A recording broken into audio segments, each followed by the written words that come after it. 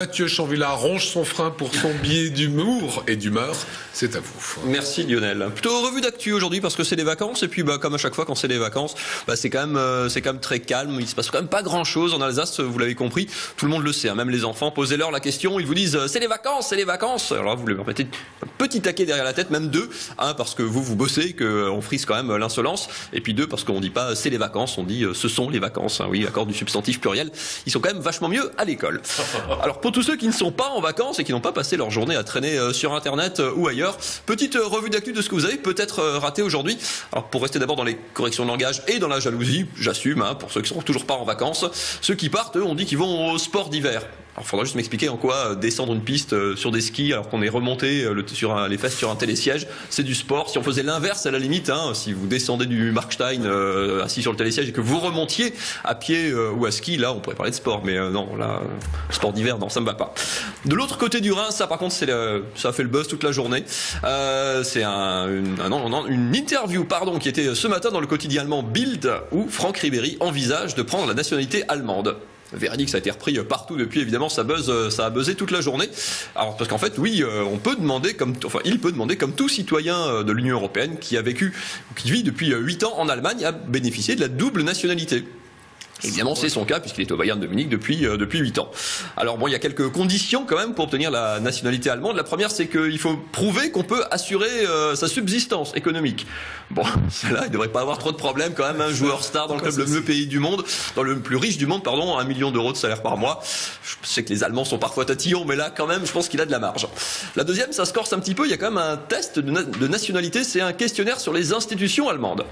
Bon il faudra juste réviser un petit peu, mais bon, a priori, pourquoi pas. Et la dernière, c'est pas une blague, tout est véridique, il y a un test de la maîtrise de la langue allemande. Footballeur, maîtrise de la langue. Bon, on pourrait demander, c'est vrai, aux footballeurs de l'équipe de France de passer un test de maîtrise de la langue française pour commencer. Là, on est quand même sur une langue allemande. En même temps, c'est facile de se moquer des footballeurs. Il n'y a pas de raison de se moquer, il n'y a pas de raison qu'ils réussissent pas. Au contraire, moi je dirais, il faudrait l'encourager. Je veux même d'ailleurs lui filer un coup de main. Par exemple, en allemand, pourtant je suis pas très fort, mais je peux l'aider à traduire son expression favorite. Vous vous souvenez sûrement de la roue tourne qui en allemand se dit donc Das Rad dreht sich. Franck, courage, tu peux le faire. Et puis si tu as besoin d'un petit stage de remise à niveau de transition franco-allemande, par exemple au Racing, Marc Keller se fera sûrement un plaisir de t'accompagner, de t'accueillir pendant quelques mois. Rien à voir, pour terminer, si, comme moi, vous trouvez injuste, j'insiste, tous ceux qui sont en vacances pendant que vous bossez, j'ai peut-être une solution pour vous. Ça s'appelle l'amendement 2992, un amendement adopté, comme tout le reste de la loi Macron. La loi Macron, vous savez, c'est celle qui permet de travailler le dimanche, quand vous êtes journaliste ou vous montez des scènes, par exemple, mais pas que. Mais ça, nous, on a choisi, donc on n'a rien à dire. Non, mais cet amendement qui permet en fait de créer de nouveaux jours fériés, Lionel. C'est véridique, c'est dans la loi là qui est passée là au Parlement, qui va reprendre au Sénat, revenir, etc. En fait, alors vous emballez pas, c'est pas des nouveaux jours fériés supplémentaires, mais c'est la possibilité de choisir une nouvelle date en fait, à condition d'en supprimer une autre.